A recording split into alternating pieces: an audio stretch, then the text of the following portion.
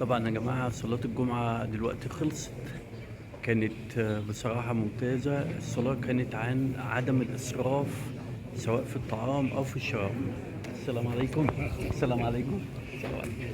آه فكان الإمام. السلام عليكم. فكان الإمام يا جماعة بيتكلم في خطبة النهاردة عن عدم الإسراف سواء في المال أو في الطعام أو في الشراب. الخطبة كانت مميزة. طبعا أنا سجلت يعني مش كل الخطبة بس سجلت جزء منها. طبعا بيبتدي الخطبة زي ما انتم شايفين. أول حاجة بيبتدي الخطبة باللغة العربية سواء آيات من القرآن أو حاجات من الحديث والسنة النبوية بتاعة الرسول عليه الصلاة والسلام. وبعد كده بيبتدي يشرحها باللغة الكازاخستانية.